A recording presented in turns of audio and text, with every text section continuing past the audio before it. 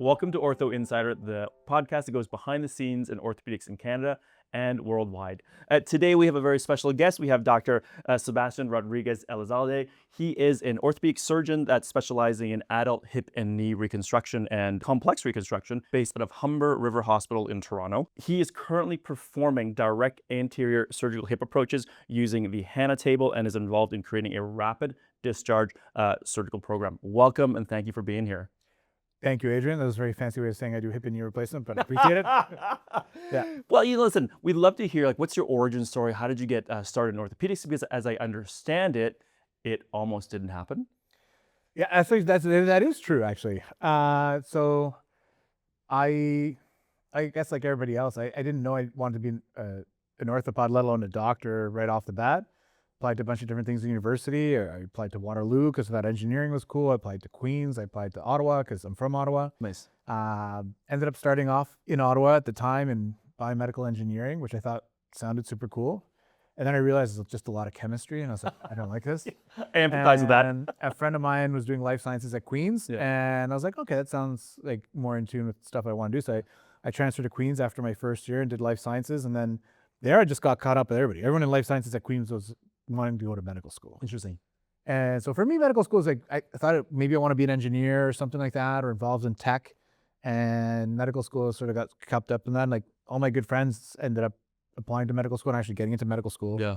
So from there, actually 17 of us from our graduating class at Western were in the same medical school class in London. So out of 100 people in London for medical school at Western, 17 were from Queens. Wow. It was like a single largest cohort. It's crazy. So a lot of my good friends, even to this day, are people that I grew up with at Queens, and then transitioned to Western, and then onwards from there. Yeah. Then once I was in medical school, to be honest, I wasn't sure what I wanted to do. I don't have one of those origin stories of my dad's an ophthalmologist or hey, that someone took out my kidney, I want to be a nephrologist, that kind of thing. So, but I realized really I don't want to be a surgeon because I've always liked doing things with my hands. For a long time, I wanted to be an artist. Oh. And my parents were like, that's a great hobby, but you're not doing that as cool. Both of them were like, as immigrants and new immigrants to Canada, like you need a good job, like you need to do like, engineering or science or something, to provide for your family and have a good job, and very focused on education. Yeah. So art was a hobby, but not a vocation. Yeah. And I guess all that to say that I liked painting and doing things with my hands. And so surgery to me seemed like a natural thing. Cool. I was actually very drawn to plastic surgery, and in London, Ontario, where you did training, the upper extremity service was amazing. So I loved the upper extremity plastics and ortho service there in London, Ontario. I liked microsurgery actually quite a bit. Oh, nice. And the anatomy of the upper extremity and nerves, I loved anatomy. Yeah. And so all that being said, that, at the time I thought maybe plastics, maybe ortho. Plastics didn't work out for me, but orthopedics did in Ottawa. Yeah. And couples matched to Ottawa with my wife, who's now a radiologist. And then from there, my career took me into orthopedics, which in London had a heavy, huge historical background, right, in London. Yeah, absolutely. Then went to Ottawa, which is at the time a lesser known program, to be honest with you. And then had it sort of coming of age as they recruited new people. And Dr. Bolle came in, introduced, to be honest, Canada to anterior hip. Totally. Introduced Canada to hip resurfacing. So I think a lot of arthroplasty credit and sort of progression credit goes to Ottawa and to Dr. Bolle in particular for that. Had those exposures there. And then eventually piqued my interest in arthroplasty. So I realized in clinic that arthroplasty patients are really happy. Yeah. So the satisfaction people get after hip and knee replacements is enormous and very instantaneous. So you could see a patient on service and 2 months later see them in clinic and they're recovered, they're doing well. And very few facets in medicine or other disciplines in medicine, be it internal medicine or even the surgical subspecialties, have that power that orthopedics does, and especially something like arthroplasty. Yeah. And it's about power tools and technology and junk like that I like. So then from there, I went to HSS to do arthroplasty. And again, that was, to be honest, I researched it. It was like the #1 hospital for orthopedics in the US. Absolutely. The largest arthroplasty program. And I was like, they're probably not going to take this kid from Ottawa, but I'm going to go down there and just see. And then it was sort of magical. That happened. So you have this incredible story about how you basically took an idea and 5 months later, you had created this entirely new program for direct anterior approaches using the HANA table. Is that correct? So I think, so we did create the program at Humber Hospital. I mean, it was the first in the GTA to do anterior approach hip replacement. Yeah. And by no means this is the first anterior hip replacement in Canada or the world or whatever it is that people read on the internet. But like, it was the first in our area. And that took, it was actually our hospital administration that came to me and said, like, we went to Colorado and they said they do same day surgery there because people have their hips done from the front. And I had learned that technique in Ottawa with Paul Boulay and Paul Kim and several surgeons. But at the time, I wasn't sure if it really made a difference. And my training at HSS was mainly a posterior approach to the hip from the back. But when I came back to Canada and started my early career, I was doing a lot of revisions and complex cases. I was doing them mainly from the back for that reason. And then they said, well, how come you don't do them from the front? These guys do same day. I said, you know what? I did learn how to do that. I need some retraining, but if you support me, I will help create that program. Awesome. So I went to some courses. I saw a good friend of mine, Brent Lanting, who's in London. I contacted him and he was gracious enough to let me scrub in with him. And then even more gracious to come to Humber the first couple of times we operated to help mentor me as I went through my learning curve. And we started doing that surgery from the front. And that surgery at our place required the use of a specialized surgical table, the HANA table, which is an expensive piece of equipment, cost $200,000. And, you know, I went to administration and we got it on loan from the company as a trial for a month. In that month, we did like 30 cases. Wow. And then we looked at their outcomes and we said, you know, these people did pretty good. They're pretty happy. And patients were so thrilled with it. And in fact, one patient in particular, Mendel Schwartz, was so happy. He's like, I thought you guys didn't do this surgery here in Canada. He's like, I researched it. I can't find anyone who does it. He's like, and I'm like, well, this is a trial. He's like, well, you can't give this table back. Like everyone has to have what I had. And he's like, how much does it cost? I'm like, well, it's like $200,000. He's like, I'll give you $50,000 and I'll help you raise the rest of the money within the year. So we partnered with the foundation and we said, I talked to the hospital. I said, look, we can save money by, at the time, people were staying in hospital 2, 3, 4 days and people were going home very quickly because they had less pain with the surgical technique. Within like 3 or 4 months, we raised the $200,000 and we ended up buying that table. And then it just snowballed from there. We ended up getting a second table and training more surgeons. But that whole thing really happened. And, you know, I don't know. And sometimes in life you stumble through things that, you know, are fortuitous and you just keep rolling with it. Definitely. And it's got me this far. So it's got to work. Well, so if we go step by step on that one, because we talk about this a lot in the past couple of years on this podcast, and it's how do you mobilize people so you're all on the same page, right? And you mentioned that it was the hospital administration who came to you, which are, like you said, already maybe a little bit fortuitous. If you're doing more cases, that's actually costing the hospital, costing the government more money and more budget and all that stuff. So how do you get them on the same page to make it worth their while? And how do you build that business case? So what we did, so that original story of just doing that new surgical approach of the anterior approach, that was just introducing a new surgical technique, which we were able to do. Then with that surgical technique, actually, you know, I've been doing that for almost 10 years. It led me to the meeting actually I just talked about in Nashville. I was at a meeting in Vegas and people were talking about only anterior hip surgery. And then people were talking about surgical efficiencies. Like in Canada, we don't really talk about surgical efficiencies, right? We talk about, every surgeon I know complains about the turnover time. Absolutely. You know, and in general in Canada, we approach medicine was like, what's the cheapest I can do this at that doesn't get me sued? Like, not even that it's good, but it's just like above the standard of medical legal care. That's really how we drive most of our decisions. And it's not necessarily what's best or what's the absolute best thing I can do for that patient. So I was at this weekend seminar meeting at the anterior hip, and people were talking about the number of cases they did in surgical efficiencies. And a couple of people in particular, Charlie DeCook in Atlanta has his own surgical center, and Christophe Corton in Belgium works in a public system there. And both of them were talking about doing 12 by 12. So 12 cases by noon, or 14 by 14, 14 cases by 2 p.m. And I was like, I'm pretty fast. And I'm like, but I didn't think, there's no way this guy does it. So I was like, you know what? I'm going to go see this guy because this is smoke and mirrors or something, right? And so again, like our hospital at the time, this is during COVID sort of re-ramp up, right?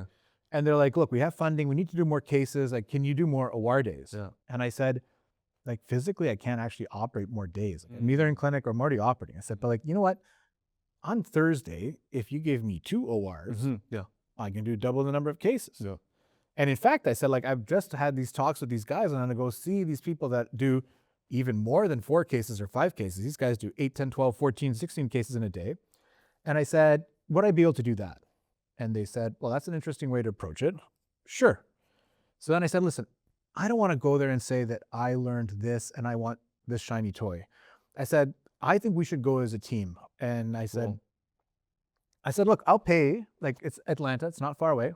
These are the flights on WestJet, hotels like $300. I said, like, for 10 grand, I'll write that check if you promise me that I can take the OR nurses, the resource nurse, the PACU, the head of the surgical program, and the coordinator. So it's like 7 people. We'll all go. We'll watch this process. And I believe in this much that I'll pay for them all to go and come back. Amazing. Wow. So then they were like, okay. And at the last minute, like kudos to Humber, they stepped up and said, no, we'll cover everyone's costs, which is good. But we went down as a team. So our rep went down, everyone went down to take a look. And then when they were able to see what can be done, right, outside of, the constraints of Canada in the process, I think, number one, they're blown away. And number two, they're like, my scrub nurse, like Odette, was like, Dr. Rodriguez, we can do this in Canada and we can do it better. That's actually what she said. She's like, I want to hand you every instrument so you don't even ask for it. We got to do this. And they're like, look at the pans. Like, they're all stripped down. Like, we need to do that.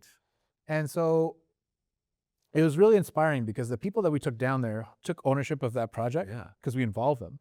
And so when we came back, we were like, okay, what would you do to minimize the pans? Like, what would you do to do this? And so everyone was involved, and even PACU and pre-op, everyone got a little bit of a taste and the flavor of what it was and what would be needed to do. And we even realized when we came back, like, I don't know how your hospital works, but typically you go from the OR, you go to PACU, right? You go to PACU, then you go to same day and you discharge home, right? Because you do sports or shoulder stuff, right? What's your number one call? When you done the OR and you call PACU, what's your dread, right? That you're on hold, right? Like PACU on hold. Every surgeon has this problem. What we realized in Atlanta, and then later on I went to Belgium actually to watch Christophe Cord do the same thing. They bypassed PACU. They just went straight to same day. Yeah, interesting. And so we gave a recent COA seminar talk on that. And the cost benefit, first of all, of 1-to-1 nursing in the PACU versus a 1-to-3 nursing in a same day, it's a decreased manpower and much faster. So every time you transfer a patient, you have to communicate the handover of that patient. So a nurse has to talk to a nurse. You have to get a porter. You have to take someone over. You have to clean that station. Then you have to take them from there to same day. Again, transition of care, right? Nurse to nurse, talking, handover. These are the medications, going home. All those things are good and they're in keeping with the standard of care, but they take a lot of time. Totally. Then the question was, is it necessary? And what we saw in Atlanta and in Belgium was that it's really not. We traditionally went to the PACU because hip and knee patients had a general anesthetic. And they wake up and be screaming in pain. So you need to be in PACU to push meds. Or you lost like a liter of blood and you had to get a transfusion. Like we used to do CBCs in PACU to see, does that patient need a transfusion? Everyone did, right? And then post-op day 1, 2, and 3, the order set was while they're in hospital, do a CBC. How many? And 50% of people in Canada, until like 10 years ago, got a transfusion. Wow. But now, like we have tranexamic acid. No one gets a transfusion. Totally. We don't even check the CBC anymore. And then no one wakes up from a GA because everyone has a spinal anesthetic. Everyone has pain control. So the reasons that we were going to PACU have stayed the same in Canada, but there's absolutely no reason to. They're not hemodynamically unstable. They're not in a ton of pain. Most of these people are waking up with blocks. So if we can skip that, we can speed up the whole process. So what we realized, we took away those things and implemented them in our hospital. All this is a long, convoluted way to say, basically, that helped create our same-day discharge program from just a regular program to like hyper throughput. So we can do tons of cases because we minimize turnover, we minimize the cleaning, we minimize the setup and takedown, the instruments needed. A large part of it was, to be honest, surgeons like myself refined our surgical technique. Like I learned from these other guys, and once you're out of practice, like 10, 15 years, you don't often scrub with other people. And I loved it. I went to see a bunch of different surgeons and picked up new tricks and tips. And I cut my own surgical time down by about 8 minutes, which doesn't seem like much, but from 40 minutes to 30 minutes is a big difference, right? When you're trying to stack cases together and do them totally. Is a percentage. And so from there, we were able to create that program. And luckily, because we had involved administration from the beginning, we were able to do this. And so why they bought in is because at the end of the day, it's efficiency. So efficiency is what you can do given fixed resources. And in Canada, you have to understand, we always talk about getting more OR days. No one measures what you do in that day. If you do 3 cases or 4 cases or 5 cases, you just give an OR day to a surgeon, that's fine. But we have to, in theory, get through as many cases as we can to help the public. Totally. But we never stop and think about, well, he did 3 and he did 5, so maybe we should give more days to that guy. Or is there a way to teach that person that does 3 to get him to 5? Totally. So the idea of efficiency is not just to give more OR days, but it's about what are you doing in that day to be more efficient? Because all the people that are involved in the care of that patient, all the nurses and the cleaners, even your anesthetist, anyone else there, they're there for the day. And most of them are paid by the day. But if you can get more out of them for the day, it's even better. You have fixed assets of the operating room and time being used. So that's efficiency. So I think sometimes we throw money at this problem in Canada by open up more ORs or operate on the weekends or do this or paying a premium for stuff. That's not efficiency. That's just, you're just temporarily blocking a dam. That's not sustainable. So if we want to create sustainable, safe care, we have to look at true efficiency. And I think we were able to do that. And with QBP funded envelopes, And that's you do more quality-based people- procedures. That's quality-based very unique to procedures, Ontario, right? right? Yep, yeah, it's unique to Ontario. You know, Yeah. the government gives them a bundle for every case they do. Yeah. And if you do more of those cases in a day, and your nursing costs are the same, and your cleaning costs are the same, you're using more implants for sure. But you know, it actually makes them money, makes them more money. Absolutely. You're now more efficient. Yes. So now you have this hyper throughput program. Yep. And so are you hitting up to like, 12, 14 cases a day there? Yeah, so our program routinely, and so not every day is a hyper throughput day, right? I see. 'Cause, so those are related to unilateral cases that are like mainstay cases, and at first we cherry picked them so they weren't too big or too complex or too deformed. Now we've definitely loosened the criteria, but not every day can be that because you still have to do revisions or bilaterals or maybe take out hardware, things that will screw that up a bit. So 1 or 2 days a month, yes, we do that to get like a lot of the simple primaries out of the way. Yeah. But yeah, we do it pretty routinely now. Yeah. And I don't think you need to get to 14 cases. The idea with this hyper throughput and efficiencies was that, the surgeon that was doing, let's say 3 cases in a day, maybe he or she can do 4. Or the guy does 4, maybe he can do 5 or 6, right? Yes. So that 20 to 25% increase of efficiency, that's a huge boost to the numbers and decrease of wait times. That saves the hospital money. Like if you have to open up another OR to do that, or doing something like that on the weekend, that's way more costly to the system and ultimately to us as taxpayers who foot that bill, right? Yeah. So if you can do more in a day, I think that's a more efficient way of doing it. And I truly believe if you do the same thing like very repetitively and create stringent processes. So the other thing is, a lot of surgeons will do, let's say a hip or 2 knees and a hip and then a back or a foot, like depending. And in one room, if you're just doing right hips and then just doing left knees, like, you know exactly what you're doing. There's no confusion and your team gets in a flow, right? The nurses know exactly the process and the steps and the timing to everything. Yeah. And I think that's ultimately better for patients, right? Yeah. Like it's very reproducible. And is it that detailed where like literally one room you're doing right hips, the other room you're doing left knees? Again, we've loosened up on that, but we used to put the rights in one room and the lefts in the other. So there's no confusion, right? So you know what? The table setups all will be on the same side. Yeah. Back when we were using C-arms on the same side and anesthesia set up on one side. So everything was meant to be efficient. Yeah. So that way there's no changing of anything. Oh, that's wild. That's such a good idea.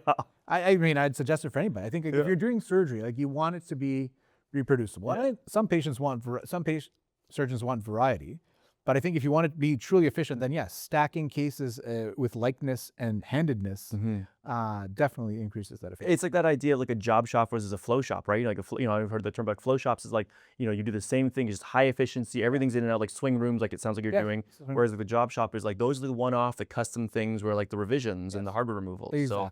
So you have to separate your practice, depending what you're doing, out like that. And so that's why not every day is a high efficiency day. Yeah. But a lot of the lessons we learned in that, like how to minimize cleaning time, how to minimize setup time, you can use all that same learning to your complex cases. Yeah.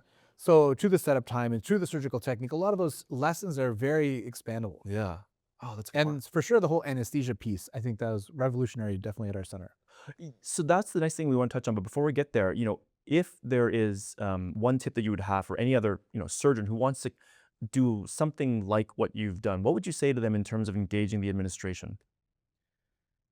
First, I'd say go see it, so you see it yourself. Yeah. Like, so I'd say, like, as a surgeon, like, before you want to implement something, like, make sure you can see something like that and go, you can picture yourself doing something like that or wanting to be part of something like that, so that you understand what you want to do. And if you can do that, or if you just go see a friend one day that does that, the next step would be to engage your administration and say, like, look, as a team, how can we do this to make this better?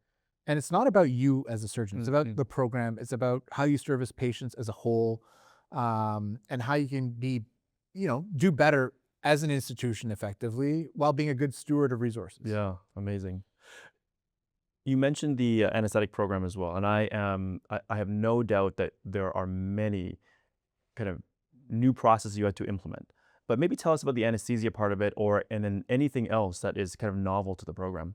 So my anesthetist would like throw a fit if I'm talking about anesthesia, because sometimes we're the best of friends, and sometimes I'm like, Dr. Rodriguez, right? So we have to bleep that out. But yeah, so anesthesia is a love-hate relationship in any institution, right? Like most of the time, you're just trying to get by the day. Sometimes you love them, and a lot of time, you blame them for everything that goes wrong. I mean, I think that's every surgeon in the world, at least orthopedics that I know.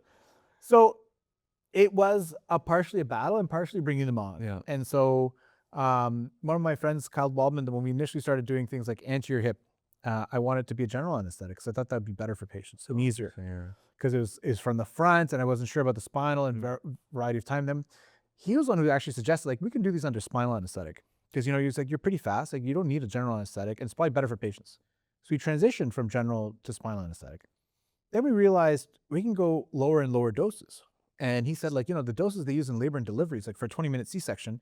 He's like, you don't need much more than that to do a hip if it's 30 to 35 minutes. So the doses of the spinals went from, like, traditionally we did spinal anesthetics, like people wouldn't move till the next day.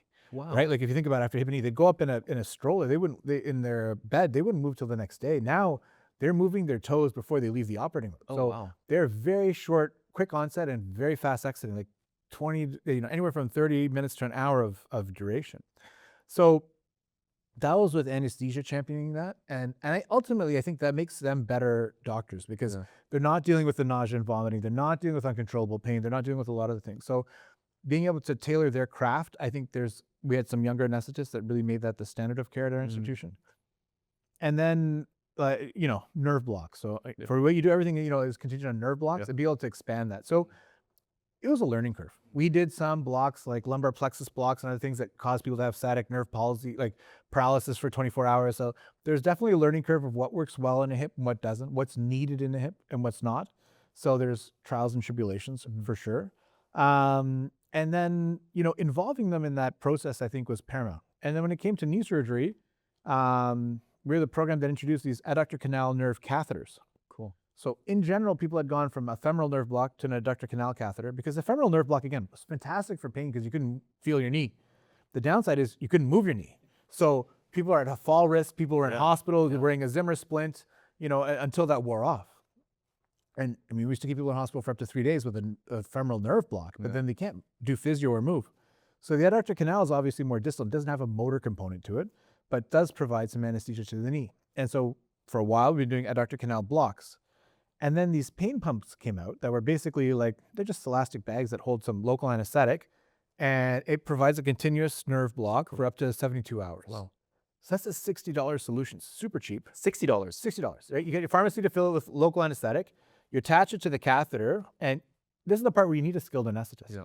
So they need to know where to place it, how to place it, the education that goes to the patient before and after. Patient pulls it out after 3 days. But that revolutionized our same-day program for hip knee patients. And really, and the credit, a lot of it goes to anesthesia, though I can't give it to them officially. The outcomes of knee replacement surgery was for sure, greatly improved with that because people are happy because they weren't in pain. Because when you do blocks that last for 24 hours, they get this rebound pain, right? They're in a lot of pain after. But when it's 72 hours, most of that pain is gone. And so it was with partnerships. And look, you have to make mistakes to make progress. And I think that sometimes people are really worried about that. They want to know the recipe to success so it comes out perfect. And you don't realize the guy that had that to work, went like this, right? And then you landed here, but you have to fail a lot of times to get that recipe right. No one ever baked the perfect cake one time, right? So you realize when you eat that it took that guy took a lot of times to screw that up. And so I feel like we've done a lot of that to get there. So anytime you want to make improvements, I think you have to remember that there's going to be setbacks and you have to appreciate that. Yeah, so tell us about that. So because you're obviously an early adopter, right? I heard that you were one of the first Teslas and you had one of the first, what it was, the Hummer EVs and things. So you are very comfortable leading on technology and innovation and, like you said, making those mistakes, but leading the way. What is your mindset and how does that differ from maybe the non-early adopter to kind of allow you to make those mistakes? So I think as surgeons, we're always taught to not make mistakes. Yeah. And I'm not advocating that you make mistakes surgically. And I think you have to make sure you have checks and balances to do that. That I think overall is an approach to either life or a thinking process. You have to understand that success only comes with repetitive failure. And I think people forget that. And I think people just think it's easy. And my beef with the new generation is everyone wants everything to be easy. I'm like, easy, life is easy if you do hard things. And life is hard if you only do easy things. Totally. So I would tell people, if you only do easy things, you're going to suck at a lot of stuff. Yeah. You have to do difficult things to get better. Yes. And then life is easy. And so up your baseline, up your floor. Yes. Anytime you get comfortable with something, I think I realized it myself personally. I like being uncomfortable. I don't know. I like to, toe the edge. Yeah. For sure. And there's good and bad, and I don't think that's for everybody, right? I think you have to have the personality, the appetite to be able to absorb that if it doesn't work. Yeah. And I think more importantly, you have to be able to learn from that as you grow. Yeah. But I don't think it's for everybody, but that's sort of how I approach, I don't know, life and things like, right? Is like you have to be constantly pushing yourself to be better. I mean, Chit Ranawat, who is Dr. Ranawat at HSS when I was there, he always said, like, if you're not expanding your knowledge by 3 to 5% every year, and you're not growing and you're not pushing yourself, he's like, within like 5 or 10 years, you're going to be a dinosaur. And surgery, and especially in Canada, for me, it's frustrating because people are like, well, this is how I learned it. And then once you leave residency or you do a fellowship, that's all you'll ever do for the rest of time. Totally. And you do it because someone taught it to you that way, and he did it or she did it because they were taught that way. And it's like, no one stops and says, well, why are we doing this? Yeah. Or can we do this better? Because everyone's happy with it's good enough. Totally. Or in my hands, this is very good. And yes, I'm sure it is, but could you do it better? And I think if you start to ask those questions and be honest with yourself, like, I'm always trying to figure out, like, what could I have done better? What can we do to make this better? And some people say, well, you're just never happy. I like that process of continual like change, but I don't know. For me, it's a continual self-improvement. Yeah, absolutely. Or at least trying to. Well, and to your point, I mean, it's really important because everything I've ever heard is exactly what you said. You know, all the people who are always innovating are saying that and my mentors told me, is that, Adrian, if I see you in 5 years and you're doing the exact same thing that I taught you, I will be sorely disappointed in you, right? And I think that's a really good warning to not be stagnant, essentially. But I'll tell you, like, when I was 5 years into practice, I thought about changing back to anterior hip. You're like, I'm getting pretty good at this posterior thing. I'm pretty comfortable. Totally. Then you're like, do I want to change? And you realize very quickly why people don't change, because it's much easier, especially when you're dealing with people's lives, not to be dramatic, but surgically, it's much easier to be safe and comfortable than put yourself in an uncomfortable position. So I appreciate that for a lot of people. It's harder to change, or they don't want to change. Yeah. And for people who do, though, it sounds like you went by it a very kind of very smart way. You looked at a couple of your friends, your good colleagues, who sounds like made it really easy for you to just kind of go hang out. Like Dr. Lanting, you were saying.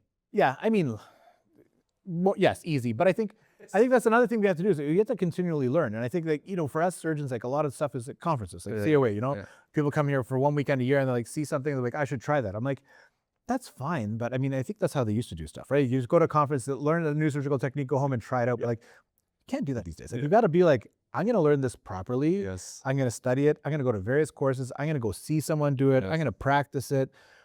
I'm going to give myself all the tools for success to set myself up, because I don't think we can accept just like, I'm going to one-off this. So I think you have to have a learning plan and process if you're going to do something new. Absolutely fair. But that's, to your point, I think that's very hard after fellowship and residency, right? Because up until then, you're constantly learning, right?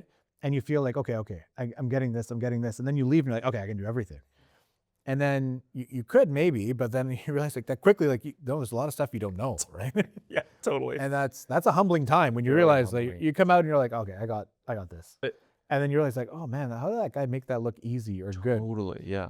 You know, so. Yeah, and like they say you learn more in their first year of practice than you did in like your entire medical career up to that point, right? So you got to do it. I mean, someone told me that when we had our first son, I'm like, I don't even know what to do. I didn't read any of those parenting books, right? And they're like, dude, relax. After the first 24 hours, you'll have held a baby more than you have for your entire collective life before that. Totally. So just do it. And I think that's, you know, in life, like sometimes you just have, you got to do it. To quote Nike, you just got to do it someplace. Yeah, nice. No sponsorship yet. So you're obviously a very astute in business, but I also heard that you may have had some personal coaching from a Shark Tank member. Mr. Wonderful may or may not have coached me in business for sure, but he is walking around with a new hip that was done at my institution. That's right. Yeah, tell us about that story. I've heard so many things about it, but I want to hear from the source. Yeah, so I mean, I work at an executive health clinic downtown in Toronto, and he was on the roster there, and he had sent an email because I help manage orthopedics about having pain in his hip while he was traveling, and had an MRI done, and he sent me the results of that, or sent the group the results of that, and they had asked for an orthopedic opinion. I said, well, I don't think you've pulled a groin muscle, which is a very classic way that people present with hip arthritis. Yeah. You know, is men get in their 40s and 50s that used to play sports, especially, say, like, I thought I pulled a groin for years before they did an x-ray and found out I have hip arthritis. Oh, wow. That's a very classic story. And so he was like, you know, I've really done something to my groin. And then when we had that imaging done, I said, well, I don't think it's just a pull muscle. Like, if this says that you have osteoarthritis in your hip, if you notice that you're having some stiffness. He responded yes, and he had been traveling at the time. And I said, look, I'm happy to meet you at the hospital if you want to come in and discuss it. So when he was back, we were able to do a surgical consultation and we did some x-rays. And at that time, I was like, listen, like, based on your MRI, but definitely on your x-rays, like you have osteoarthritis of your hip, it's like bone on bone. Have you noticed it's been tough? He's like, been having back pain and glute pain. Now that you mentioned it, for the last year, it's gotten worse, sort of classic sort of manifestations of those symptoms. And so I said, like, I think the best way to treat this is a hip replacement. Yeah. And he was sort of shocked a bit at the time. And he's like, okay, cool, let's do it. He's like, like, I want you to do it. I'm like, okay. He's like, yeah, I researched you, I researched the hospital a bit. Like, if I'm gonna have surgery, I want it done here in Canada. I'm like, okay. He's like, and by the way, I'm gonna record this whole journey and then make a documentary of it on my podcast or something. Yeah. And so, I mean, I knew who he was. I didn't realize he had such a big social media following. Right. Yeah. And he basically whips out his iPhone. He says, okay, say what you just said again on record it. I'm like, okay. So we talk about that. We did a consultation. The first time I did it on his iPhone to record it. Wow. And he's like, okay, I'm gonna record every part of my thing and then put it together. Wow. And so we did the pre-op. I met him for pre-op. He recorded his whole pre-op visit. In the operating room, he insisted that we use both his phones to record the actual surgery. He wanted to see what was done. Oh my God. So a lot of paperwork with the hospital sign off. No doubt. This, like, do you consent to, anyway. So all that was done. And then, post-operatively, again, he filmed his visits. He brought in his media team. And at the end, I said, like, listen, like, this is a lot of people that are involved in your care. Like, you want to talk to the anesthetist or the surgical administration, even our CEO. So I arranged for them to come down and his post-op visits. And he interviewed them all and asked them all questions about his care and about the hospital program at Humber, the development of Humber. And then his media company put it all together and then put it online. Amazing. They thankfully let me look at it a little bit ahead of time to correct some of the stuff that they had said about, like, what was and what wasn't done or how it was done, right? Like, it's not like robots floating in the air that do stuff, right? So, like, we just have to correct some of the stuff that a layperson may not understand the subtleties with to make it medically correct. And then he put that online and in various snippets over a few months. And, for me, it was great because it highlighted, I think, some of the successes we as a program and a hospital have had at Humber and in Toronto, and highlighted that you can get, world-class, good care in Canada, which sometimes we're malaligned for the kind of care that we offer. And I think in a lot of places, I think that's rightfully so. I feel at our institution, we're able to do high-quality care and enhance that patient experience. And so he shone a spotlight on it, which was very generous of him and very nice. And he was very thankful and appreciative. So for that, I thank him. So another thing I think you've done really well is harness your hospital foundation. And so can you tell us what impact that's had and how you engage them? Because I don't think a lot of people know about that. Yeah, so I think part of it, it's sad in Canada, right? Because we fund healthcare at a meager level generally. And if you look at a lot of innovation, and classically this is associated with academic type institutions with large, very successful foundations that fundraise, like Let's Cure Cancer, let's, X, Y, Z. They've done very well to raise money. But you realize a lot of the progress or innovation, at least in Canada, has come from research, which is a lot of it by donation. And same with the access to technological innovation in Canada has come from donation. So classically, these are very large academic type institutions. And at least at Humber, it was a smaller foundation that we had. So I give that story about the Hannah table and how that started my relationship with the foundation. Because up until then, the foundation talked to me as a surgeon. I was like, sure, if someone's really happy, I'm sure they'll give you a couple $100 and you know what I mean? But I didn't realize the impact it can have to make landmark changes at your institution. And so my relationship with that is, and we ended up buying all 3 Hannah tables through money raised from the foundation. Our entire robotics platform at Humber, be it the 2 Rosas, we now have a Mako, we have IntelliJoint, we have Da Vinci robot as well. Like, all of those disposables and programs were created in partnership with the foundation. Wow. So I think the foundation can do wonders for your hospital, be it big or small. And having a relationship where you can talk to them to help patients donate. And, someone told me the other day, like, with the foundation, the important thing is, like, as surgeons, like, you don't want to ask your patient, you just gave them care. Like, hey, can you give me $20 to help do the next guy? Like, no one feels comfortable doing that. And I don't think you need to do that personally as a surgeon. What you need to do is get them in contact with people who, that's their job, is to ask people for money. And at the end of the day, like, you don't get any money unless you ask. No one's going to come up to you and say, like, here's a check for $1 million, keep doing that. I mean, the odd time some people will make a donation, but not like that. And I think you have to ask and harness those relationships. And I think having good people on your foundation can do that. thank you so much for being here and giving such wonderful insight. Now, if anybody wants to find out more about, your efficiencies and how to engage with the foundation and the hospitals, how can they get a hold of you? Hey, shoot me an email. I'm happy to chat anytime. I'll give you my email. It's srodriguez, RODRIGUEZ @hrh.ca. Or you text me, give me my number. I'm happy to chat anytime. Amazing. Thank you so much for being here. I really My appreciate it. pleasure.